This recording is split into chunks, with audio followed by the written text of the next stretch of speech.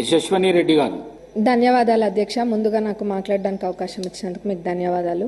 మా పాలకుర్తి నియోజకవర్గంలోని పెద్దవంగర మండలం 2016లో ఏర్పడింది.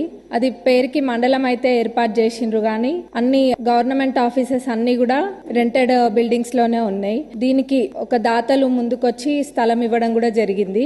దాంట్లో ఎంఆర్ఓ ఆఫీస్ ఆల్రెడీ ప్రారంభించి 50% పనులు కూడా పూర్తయినాయి. మిగతా 50% పనులు ఏవైతే ఉన్నాయో దానికి ₹1 కోటి అయితే ఆ బిల్డింగ్ సంపూర్ణంగా పూర్తవుతుంది. దానికి నిధులు ఇవ్వాలని సంబంధిత మంత్రివర్యులని అడుగుతున్నాం. అట్లనే అదే స్థలంలో ఎంపీడీఓ ఆఫీస్ నిర్మించడానికి కూడా ప్లేస్ ఉంది కాబట్టి దానికి కూడా శాంక్షన్ ఇవ్వాలి, ఆ నిధులు కూడా ఇవ్వాలి. అక్కడ పోలీస్ స్టేషన్ కి కూడా స్థలం లేదు. పోలీస్ స్టేషన్ కూడా రెంటెడ్ బిల్డింగ్ లోనే ఉంటుంది కాబట్టి పోలీస్ స్టేషన్ కి కూడా స్థలము మరియు నిధులు ఇవ్వాలని ఇన్ఛార్జ్ మినిస్టర్ గారిని అట్లనే సంబంధిత మంత్రివర్యులని కూడా కోరుకుంటున్నా. ఇంకా మా పాలకుర్తి నియోజకవర్గంలోని పాలకుర్తి మండల్లో బస్ స్టేషన్, ఆ బస్ స్టేషన్ అయితే ఎవరు పట్టించుకున్న నాదుడే లేడు ఇన్ని రోజులు. మొన్న ఒక పెద్ద యాక్సిడెంట్ జరిగింది. బస్సు లారీ 2 కూడా ఢీకొన్నాయి. అయితే అక్కడ ఒక పాలకుర్తి సెంటర్ అని ఉంటది. ఆ సెంటర్ లోనే బస్ స్టాండ్ అనేది యూజ్ చేయకుండా ప్రయాణికులందరూ కూడా అక్కడనే బస్ ఎక్కుతారు. ఎప్పుడు కూడా ఆ బస్ స్టేషన్ అనేది యూజ్ చేయలేదు. మన ప్రజా ప్రభుత్వం అధికారంలోకి వచ్చినాక అక్కడికి వెళ్లి అదంతా క్లీన్ చేపించి ఇక్కడ లేదు బస్ స్టేషన్ ఇక్కడనే వాడాలి, రోడ్ పైన ఉంటే ప్రమాదాలు జరుగుతాయి అని చెప్పి అక్కడ